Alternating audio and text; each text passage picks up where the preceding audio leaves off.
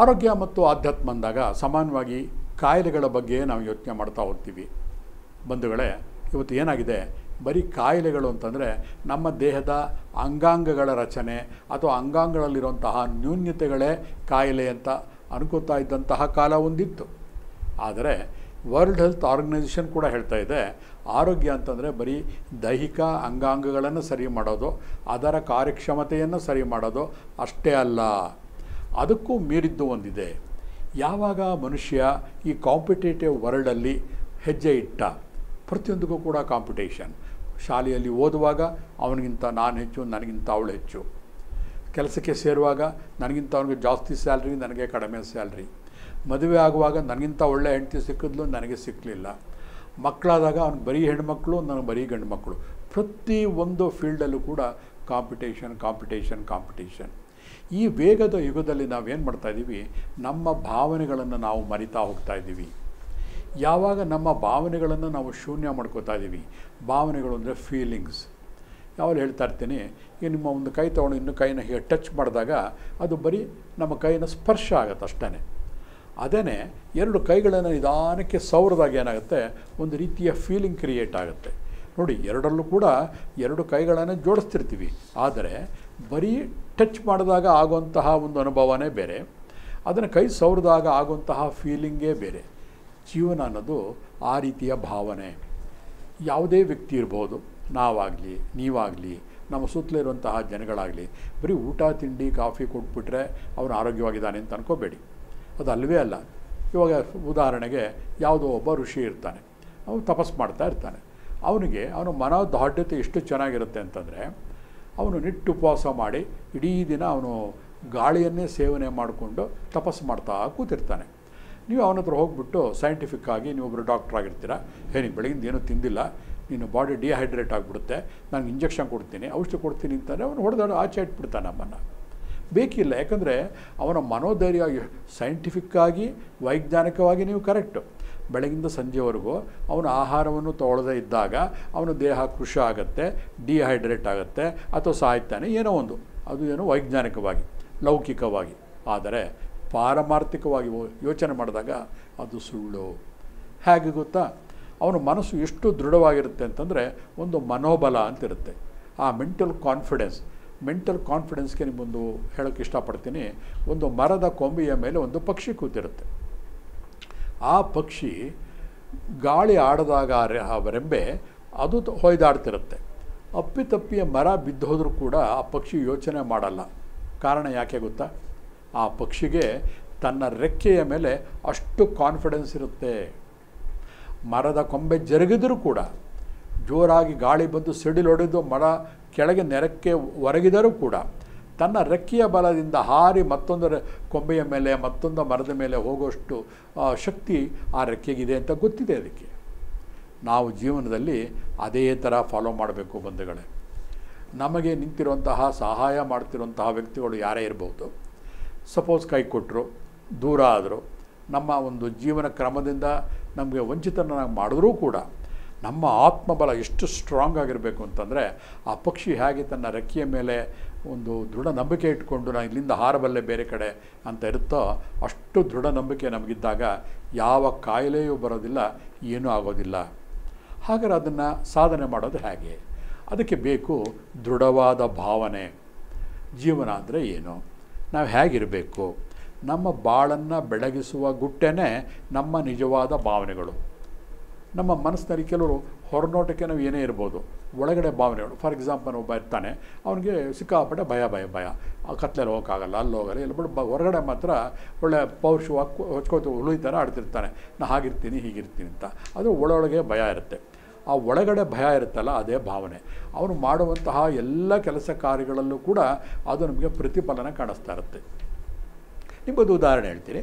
ನಿಮ್ಮ ಸ್ನೇಹಿತರು ಯಾರೋ ಬರ್ತಾರೆ, ಮಾತಾಡುವಾಗ ಊಟ ಆಯಿತಾ, ಚೆನ್ನಾಗಿದೆಯಾ ಅಂತ ಮೆತ್ತಗೆ ಮಾತಾಡ್ತಾರೆ. ಪ್ರತಿಯೊಬ್ಬ ವ್ಯಕ್ತಿಯ ಆ ಧ್ವನಿ ಇರುತ್ತಲ್ಲ, ಅದೇ ಅವನ ದೃಢತೆ, ಅವನ ಭಾವನೆಯನ್ನು ತೋರಿಸ್ತಾ ಹೋಗುತ್ತೆ. ತುಂಬ ಆತ್ಮವಿಶ್ವಾಸವಿರುವಂತಹ ವ್ಯಕ್ತಿ, ಮಗು ಇರ್ಬೋದು ದೊಡ್ಡವರಿರ್ಬೋದು, ಆ ಮಾತಿನಲ್ಲಿ ಒಂದು ಖಚಿತತ್ವ ಇರುತ್ತೆ. ದೃಢವಾಗಿ ಮಾತಾಡ್ತಾರೆ, ಆತ್ಮೀಯವಾಗಿ ಮಾತಾಡ್ತಾರೆ, ಆನಂದವಾಗಿರ್ತಾರೆ, ಖುಷಿಯಾಗಿರ್ತಾರೆ. ಆ ಭಾವನೆ ಮನುಷ್ಯನಿಗೆ ಮುಖ್ಯ. ಯಾತಕ್ಕೋಸ್ಕರ ನಮ್ಮ ಬಾಳನ್ನು ಬೆಳಗಿಸಬೇಕು ಅಂತ ಇದ್ದರೆ ಬೇಕು. ಇಲ್ಲಾಂದರೆ ಬಿಡಿ, ನೀವು ಹೇಗೆ ಮಾತಾಡೋರು ಪರವಾಗಿಲ್ಲ. ಕೆಲವರು ಯಾರೋ ಫ್ರೆಂಡ್ ಸಿಕ್ಕಿದ ತಕ್ಷಣವೇ ಅಯ್ಯೋ ಬೆಳಗಿಂದ ನಾನು ಕಷ್ಟಪಟ್ಟೆ ಹೇಳ್ತಾರೆ, ಹಾಡ್ತಾ ಹಾಡ್ತಾ ರಾಗ, ಅಳ್ತಾ ಅಳ್ತಾ ರೋಗ ಅಂತಂದ್ಬಿಟ್ಟು. ಹಾಗೆ ಬರೀ ಗೋಳಾಡೋದೇ ಆಗಿರುತ್ತೆ. ಆವಾಗ ಏನಾಗುತ್ತೆ, ಅವ್ರ ಭಾವನೆಗಳು ಹೇಗಿರುತ್ತೋ ಅವ್ರ ಜೀವನ ಹಾಗೇ ಇರುತ್ತೆ. ಯಾವ ಮನುಷ್ಯ ಖುಷಿಯಾಗಿ, ಕಷ್ಟ ಎಲ್ರಿಗೂ ಇರುತ್ತೆ, ಕಷ್ಟ ಇಲ್ಲದೇ ಇರೋ ಮನುಷ್ಯನೇ ಇಲ್ಲ. ಕಷ್ಟ ಇದ್ದರೂ ಕೂಡ ನಗುತ್ತಾ ಮಾತಾಡ್ತಿರ್ತಾನಲ್ಲ ಅಂಥವನಿಗೆ ಸಮಾಜ ಕೂಡ ಗುರುಸುತ್ತೆ, ಅವನ್ನ ಎತ್ತರಿಸೋಕ್ಕೆ ಇರುತ್ತೆ, ಸಹಾಯನೂ ಮಾಡುತ್ತೆ. ಹಾಗೆ ಅವನ ಬಾಳು ಕೂಡ ಒಂದು ರಸಮಯವಾಗಿರುತ್ತೆ, ಅವನ ಬಾಳು ಬೆಳಗ್ತಾ ಇರುತ್ತೆ. ನಮ್ಮ ಜೀವನದ ಪ್ರತಿಯೊಂದು ಕ್ಷಣವನ್ನು, ಪ್ರತಿಯೊಂದು ಮೊಮೆಂಟನ್ನು ಕೂಡ ನಾವು ತುಂಬ ಮುಖ್ಯ ಅಂತ ಅಂದ್ಕೊಂಡು ನಾವು ಯಾವಾಗ ನಾವು ಅನುಭವಿಸ್ತೀವೋ ಆವಾಗ ನಮ್ಮ ಭಾವನೆಗಳು ಕೂಡ ತುಂಬ ಚೆನ್ನಾಗ್ತಾ ಹೋಗ್ತಾ ಇರುತ್ತೆ. ಪ್ರತಿಯೊಬ್ಬ ಮನುಷ್ಯನಿಗೂ ಕೂಡ ಒಂದು ಆಲೋಚನಾ ಶಕ್ತಿ ಇರುತ್ತೆ. ಆ ಆಲೋಚನೆಗಳೇ ನಮ್ಮ ಜೀವನವನ್ನು ನಿರ್ಧರಿಸೋದು. ಯಾವಾಗ ಒಬ್ಬ ಯಾವುದೋ ವ್ಯಕ್ತಿ ಇರ್ತಾನೆ, ಮನಸ್ಸಿನಲ್ಲಿ ಟಾಕ್ ಓವರ್ ಅಂತ ಹೇಳ್ತಿರ್ತೀವಿ ನಾವು. ಸುಮ್ಮನೆ ಇರಲಿ, ಕೆಲಸ ಮಾಡದೇ ಇರಲಿ, ಅದು ನಡೀತಾ ಇರುತ್ತೆ ನಮ್ಮ ತಲೆಯಲ್ಲಿ. ನಾವೆಲ್ಲೋ ಸಿನಿಮಾ ನೋಡ್ತಿರ್ತೀವಿ, ತಲೆ ಒಳಗಡೆ ಮನೆ ಬಗ್ಗೆನೋ ಅಥವಾ ಮನೆಗೆ ಅವನ ಕಳ್ಳ ಬಂದ್ಬಿಡ್ತಾನ ಅಥವಾ ಇನ್ನೊಂದು ಏನೋ ಒಂದು ಆಲೋಚನೆ ಬರ್ತಾ ಇರುತ್ತೆ. ಆ ಆಲೋಚನೆ ಇದೆಯಲ್ಲ, ಅಂತರ್ಗಾಮಿ ಆಗಿರುವಂತಹ ಒಂದು ಆಲೋಚನೆ, ಅದೇ ನಮ್ಮ ಜೀವನವನ್ನು ನಿರ್ಧರಿಸುತ್ತೆ. ನಮ್ಮ ಕಾಯಿಲೆಗಳಿಗೆ BP ಇರ್ಬೋದು, ಶುಗರ್ ಇರ್ಬೋದು, ಪ್ರತಿಯೊಂದಕ್ಕೂ ಕೂಡ ನಮ್ಮ ಒಳ ಮನಸ್ಸಿನ ಭಾವನೆಗಳೇ ಕಾರಣ. Thought is an energy. ಆಲೋಚನೆ ಅನ್ನೋದು ಒಂದು ಶಕ್ತಿ. ಯಾವ ವಿಷಯದ ಬಗ್ಗೆ ನಾವು ಆಲೋಚನೆ ಮಾಡ್ತಾ ಇರ್ತೀವೋ ಅದರ ಪ್ರಕಾರನೇ ನಮ್ಮ ದೇಹದ ಅಣುಗಳು ಕೂಡ ಸಜ್ಜಾಗ್ತಾ ಇರುತ್ತೆ. ಆ ಥಾಟ್ ಜೊತೆಗೆ ಫೀಲಿಂಗ್ಸ್ ಬಂದಾಗ ಇನ್ನೂ ಪವರ್ಫುಲ್ ಎನರ್ಜಿ. ಹಾಗಾದ್ರೆ ಏನು ಮಾಡಬೇಕು? ಎಲ್ಲ ರೀತಿಯ ಪಾಸಿಟಿವ್ ಫೀಲಿಂಗ್ಸ್ ಬರಬೇಕು ಅಂತಂದರೆ ನಾವು ಪ್ರಪಂಚವನ್ನು ಆತ್ಮೀಯವಾಗಿ ನೋಡ್ತಾ ಹೋಗ್ತಾ ಇರಬೇಕು. ಅದರ ವಿರುದ್ಧ ಅಂತಂದರೆ ಎಲ್ಲಿ ಆತ್ಮೀಯತೆ ಇರೋದಿಲ್ಲ ಅಲ್ಲಿ ನಮಗೆ ಶೂನ್ಯ ಇರುತ್ತೆ. ನೀವು ಯಾವುದೋ ಒಂದು ಫಂಕ್ಷನ್ ಹೋಗಿರ್ತೀರ, ಅಲ್ಲಿ ಯಾರು ಕೂಡ ನೀವು ಮಾತಾಡಿಸೋದಿಲ್ಲ, ನೀವು ಯಾರನ್ನೂ ಮಾತಾಡ್ಸೋದಿಲ್ಲ. ಹಾಗೇನಿಸುತ್ತೆ ನಿಮಗೆ, ಜೀವನನೇ ಬೇಜಾರಾಗ್ಬಿಡುತ್ತೆ. ಅಯ್ಯೋ ಸುಮ್ಮನೆ ಹೋಗ್ಬಿಡೋಣಪ್ಪ, ಎಲ್ಲರೂ ಹೋಟ್ಲು ಹೋಗಿ ತಿಂಡಿ ತಿನ್ಕೊಂಡು ಹೋಗ್ಬಿಡೋಣ, ಇದಕ್ಕೋಸ್ಕರ ಇಷ್ಟು ದೂರ ಯಾಕೆ ಬರಬೇಕಾಗಿತ್ತು ಹಾಗನ್ಸುತ್ತೆ. ಅದೇ ನಿಮ್ಮ ಮಧ್ಯದಲ್ಲೇ ಕೆಲವು ವ್ಯಕ್ತಿ ಇರ್ತಾನೆ, ಅವನು ಎಲ್ಲರೂ ಮಾತಾಡಿಸ್ಕೊಂಡು ಹಲೋ ಚೆನ್ನಾಗಿದ್ದೀರಾ, ನಿಮ್ಮ ಮನೆಯವ್ರು ಹೇಗಿದ್ದಾರೆ, ನೀವು ಊರು ಹೇಗೆ, ಎಲ್ಲನೂ ಮಾತಾಡ್ಸ್ಕೊಂಡು ಖುಷಿಯಾಗಿರ್ತಾನೆ. ಆ ಥರ ಖುಷಿಯಾಗಿರಬೇಕಾದ್ರೆ ಅದು ಯಾರು ಹೇಳಿಕೊಟ್ಟು ಬರುವಂಥದ್ದಲ್ಲ, ನಿಮ್ಮ ಮನಸ್ಸಿನ ಒಳಗಿನ ಭಾವನೆ ಆಗಿರಬೇಕು. ಯಾವಾಗ ನಿಮ್ಮ ಮನಸ್ಸಿನ ಭಾವನೆಗಳು ಧನಾತ್ಮಕವಾಗಿರುತ್ತೆ, ಪ್ರತಿಯೊಂದು ಸನ್ನಿವೇಶವನ್ನು ಕೂಡ ನೀವು ಒಳ್ಳೆಯ ದೃಷ್ಟಿಯಿಂದ ನೋಡ್ತೀರಾ. ಈಗೇನಾಗಿದೆ, ಈ ಕಾಂಪಿಟೇಷನ್ ಯುಗದಲ್ಲಿ ಪ್ರತಿಯೊಬ್ಬರು ಕೂಡ ಇನ್ನೊಬ್ಬರ ತಪ್ಪನ್ನು ನಾವು ಕಂಡುಹಿಡ್ತೀವಿ ವಿನಃ ಅವರ ಒಳ್ಳೆಯ ಗುಣಗಳನ್ನು ನೋಡುವ ಒಂದು ಅಂಶನೇ ಮರೆತು ಹೋಗ್ತಾ ಇದೆ. ಹಿಂದಿನ ಕಾಲದಲ್ಲಿ ಈ ಕುಸ್ತಿ ಪಟುಗಳಿದ್ದರು, ರಾಜರುಗಳು ಕುಸ್ತಿಯ ಪಟುವನ್ನು ಒಂದು ಕ್ರೀಡೆಯಲ್ಲಿ ತೊಡಗಿಸ್ಕೊಂಡಾಗ ಸೋತವನ್ನು ಕೂಡ ಬಂದು ಪ್ರಶಂಸನೆ ಮಾಡೋರು. ನೀವು ಸೋತರೂ ಕೂಡ ತುಂಬ ಚೆನ್ನಾಗಿ ಆಟ ಆಡಿದೆ ಕಣಯ್ಯ, ಒಳ್ಳೆಯ ಪಟ್ಟುಗಳನ್ನು ಹಾಕಿದೆ. ಆ ಥರ ಪ್ರಶಂಸೆ ಮಾಡುವಂಥ ಆ ಗುಣ ಈಗ ಬರೀ ಸಿಂಬಾಲಿಕ್ ಆಗಿಬಿಟ್ಟಿದೆ. ಒಳಗಡೆ ಆ ಭಾವನೆಗಳಿಲ್ವೇ ಇಲ್ಲ ನಮಗೆ. ಬರೀ ಮಾಡ್ತೀವಿ ಅಷ್ಟೇ. ಸ್ಪೋರ್ಟ್ಸಲ್ಲಿ ರಿಯಲಾಗಿ ಒಳಗಡೆ ಇದ್ದರೆ ನಿಮಗೆ ಆ ಬೇಜಾರೇ ಆಗೋದಿಲ್ಲ. ನೆಕ್ಸ್ಟ್ ಬೇರೆ ಕ್ರೀಡೆ ಬಂದಾಗ ಇನ್ನೂ ಹುಮ್ಮಸ್ಸಿನಿಂದ ಆಟ ಆಡ್ತೀವಿ. ಜೀವನದಲ್ಲೂ ಕೂಡ ಹೀಗೆ ಇರಬೇಕು. ನಮ್ಮ ಆಫೀಸಲ್ಲಿ ಯಾರೊಬ್ಬರು ನಾನು ಸರಿಸಮ ಇರುವಂತಹ ವ್ಯಕ್ತಿಗೆ ಪ್ರಮೋಷನ್ ಸಿಕ್ತು ಅಂತಾನೆ, ಅವತ್ತೆಲ್ಲ ನಾವು ಎಲ್ಲರ ಕಡೆ ಹೇಳ್ಕೊಂಬರ್ತೀವಿ, ನೋಡು ನನಗೆ ಸಿಗಬೇಕಾಗಿತ್ತು, ಅವನು ಏನೋ ಚಮಚಾಗಿರಿ ಮಾಡಿಬಿಟ್ಟು ಪ್ರಮೋಷನ್ ತೊಗೊಂಡ್ಬಿಟ್ಟ. ಅಂಥವ್ರಿಗೆ ಕಾಲ ಇದು. ಬರೀ ಅದರ ಸರಪರಳಿಯನ್ನು ಹೇಳ್ತಾ ಹೋಗ್ತಿರ್ತೀವಿ. ಇನ್ನೊಬ್ಬರ ಏಳಿಗೆಯನ್ನು ನಾವು ಸಹಿಸೋದೇ ಇಲ್ಲ. ಯಾವಾಗ ನಾವು ಇನ್ನೊಬ್ಬರ ಏಳಿಗೆಯನ್ನು ಸಹಿಸೋದಿಲ್ಲ, ಅದು ನಿಜ ಇರ್ಬೋದು, ಆದರೆ ಅದನ್ನು ನಾವು ಅದುಮಿಟ್ಟು ಮನಸ್ಸಿನಲ್ಲಿ ಬಾಹ್ಯವಾಗಿ ಸಂತೋಷವನ್ನು ಪಡಿಸ್ಬೇಕು. ಆ ನೆಗೆಟಿವನ್ನು ಹಂಚೋಕ್ಕೆ ನಮಗೆ ದೇವರು ಕೂಡ ಪರ್ಮಿಷನ್ ಕೊಟ್ಟಿಲ್ಲ. ಯಾವಾಗ ನೀವು ಪ್ರತಿಯೊಬ್ಬರನ್ನ ಕಂಪ್ಲೇಂಟ್ ಮಾಡ್ತಿರ್ತೀರ ಅಥವಾ ಪ್ರತಿಯೊಂದು ಒಂದು ಘಟನೆಗಳನ್ನು ನೀವು ಕಾಮೆಂಟ್ ಮಾಡ್ತಿರ್ತೀರ, ಆಗ ಯೂನಿವರ್ಸಲ್ ಫೋರ್ಸ್ ನಿಮ್ಮನ್ನು ಅಸ್ತು ಅಂತ ಹೇಳ್ತಾ ಇರುತ್ತೆ. ಅದೇ ನೀವಾಗ್ತೀರಾ. ನೆಕ್ಸ್ಟು ಒಂದು ಉದಾಹರಣೆ ತಗೊಳ್ಳಿ. ನಿಮ್ಮ ಸ್ನೇಹಿತ ಇರ್ತಾನೆ, ಅವನು ದೊಡ್ಡ ಮನೆ ಕಟ್ಟಿಸ್ಬಿಟ್ಟು ನಿಮ್ಮ ಗೃಹ ಪ್ರವೇಶಕ್ಕೆ ಕರೆದಿರ್ತಾನೆ. ನೀವೇನು ಮಾಡಬೇಕು? ಖುಷಿಯಾಗಿ ಹೋಗ್ಬಿಟ್ಟು, ತುಂಬ ಚೆನ್ನಾಗಿತ್ತು ಕಣಯ್ಯ, ಇಷ್ಟು ಚೆನ್ನಾಗಿ ಕಟ್ಟಿದ್ಯಾ ನೀನು, ಎಷ್ಟು ಖರ್ಚು ಬಿತ್ತು, ಏನಾಯಿತು, ಏನೋ ಡಿಸೈನ್ ತುಂಬ ಚೆನ್ನಾಗಿದೆ, ಈ ಮಾರ್ಬಲ್ ಎಲ್ಲಿಂದ ತರುತ್ತೆ, ಈ ರೀತಿ ಮಾಡಿ ಅಪ್ರಿಷಿಯೇಟ್ ಮಾಡಿ ಅವನ ಒಂದು ಕೆಲಸಕ್ಕೆ ಶ್ಲಾಘನೆಯನ್ನು ಕೊಟ್ಟು ಬರಬೇಕು. ಅಷ್ಟೇ ನಮ್ಮ ಕೆಲಸ.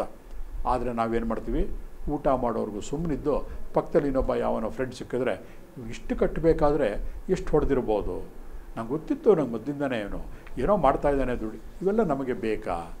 ಇಲ್ಲ. ಪ್ರತಿಯೊಬ್ಬ ಕೂಡ ಒಬ್ಬ ಕ್ರಿಮಿನಲ್ ಆಗಬೇಕಾದ್ರೂ ಕೂಡ ಅಷ್ಟೇ, ಒಬ್ಬ ಒಳ್ಳೆಯವನಾಗಬೇಕಾದ್ರೂ ಕೂಡ ಆ ದೇವರ ಒಂದು ಆಶೀರ್ವಾದ ಇರಲೇಬೇಕು. ಅಷ್ಟೇ ಅಲ್ಲ, ಪ್ರತಿಯೊಬ್ಬ ವ್ಯಕ್ತಿಯ ಜೀವನ ನಿರ್ಧರಿಸುವುದು ಅವರ ಅಂತರ್ಗತ ಭಾವನೆಗಳೇ. ಒಬ್ಬ ಕಳ್ಳ ಕ್ರಿಮಿನಲ್ ಆಗಬೇಕಾದ್ರೂ ಕೂಡ ಅವನು ಪದೇ ಪದೇ ಆ ಭಾವನೆಯನ್ನೇ ಬೆಳೆಸ್ಕೊಂಡಿದ್ದಾಗ ಮಾತ್ರ ಕ್ರಿಮಿನಲ್ ಆಗೋಕ್ಕೆ ಸಾಧ್ಯ.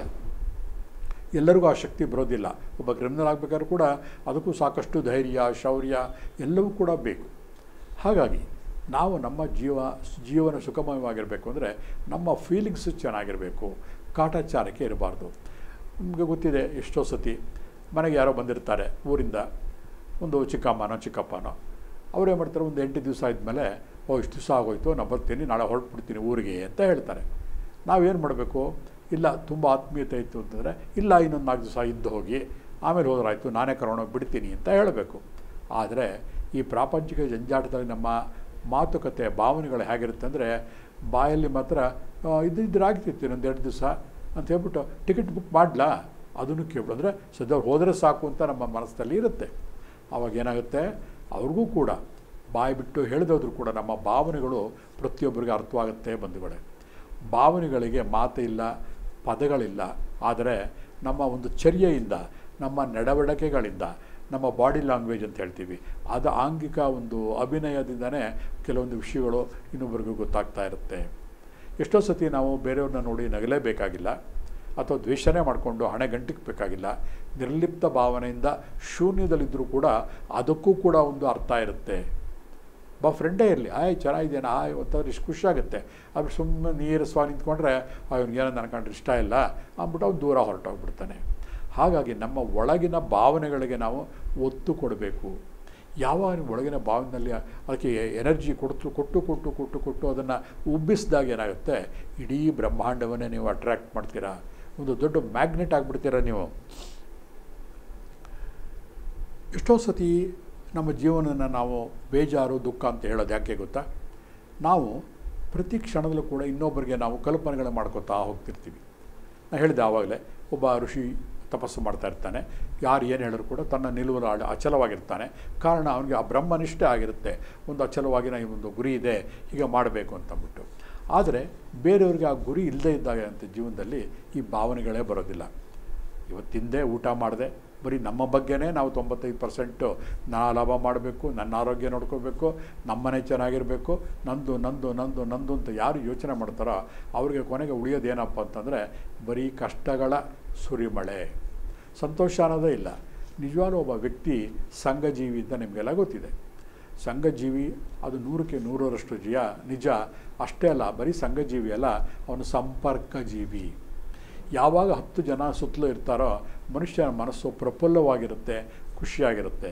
ಅದಕ್ಕೆ ಎಷ್ಟೋ ಜನ ಹೇಳ್ತಾರೆ, ನೀವು ಕೆಳಗೆ ಬಿದ್ದರೂ ಕೂಡ ನಗಕಾರು 4 ಜನ ಇರಬೇಕು, ಅಥವಾ ಎತ್ತಕ್ಕಾರು 4 ಜನ ಇರಬೇಕು, ಅಥವಾ ನೀನು ಸಂತೋಷ ಪಡ್ತಾಯಿದ್ರೆ ಚಪ್ಪಾಳೆ ಹೊಡೆಯೋಕ್ಕಾರು 4 ಜನ ಇರಬೇಕು, ಕೊನೆಗೆ ಸಾಯೋ ಟೈಮಲ್ಲಾರಿ ನೀನು ತೊಗೊಂಡೋಗೋಕ್ಕಾರು ಕೂಡ 4 ಜನ ಇರಬೇಕು. ಒಂಟಿಯಾಗಿರೋಕ್ಕೆ ಸಾಧ್ಯನೇ ಇಲ್ಲ. ಹಾಗೆ ಇಡೀ ಪ್ರಪಂಚದಲ್ಲಿ, ಬ್ರಹ್ಮಾಂಡದಲ್ಲಿ ನಾವು ನಮ್ಮ ಜೀವವನ್ನು, ಬಾಳನ್ನು ಬೆಳಗಿಸ್ಕೋಬೇಕು ಅಂತಂದರೆ ನಮ್ಮ ಭಾವನೆಗಳನ್ನು ಶುದ್ಧವಾಗಿಟ್ಕೊಂಡಿರಬೇಕು. ಎಷ್ಟೋ ಸತಿ ನಾವು ನೋಡ್ತಿರ್ತೀವಿ ನಮ್ಮ ಈ ಒಂದು ಸಮಾಜದಲ್ಲಿ ಕೆಲವು ವ್ಯಕ್ತಿಗಳನ್ನು ಜನರು ಏನು ಹೇಳ್ಬಿಡ್ತಾರೆ ಅಂದರೆ, ಅವ್ನು ಸರಿಯಿಲ್ಲಪ್ಪ, ಅವ್ನ ಕ್ಯಾರೆಕ್ಟರು, ಅವನೊಂಥರ, ಅವನು ನೋಡಿದ್ರೆ ಒಂಥರ ಆಗುತ್ತೆ. ಯಾಕೆ ಹೀಗೆಲ್ಲ ಅಂತಾರೆ? ಯಾವ ಮನುಷ್ಯ ಕೂಡ ಕೆಟ್ಟವನಲ್ಲ.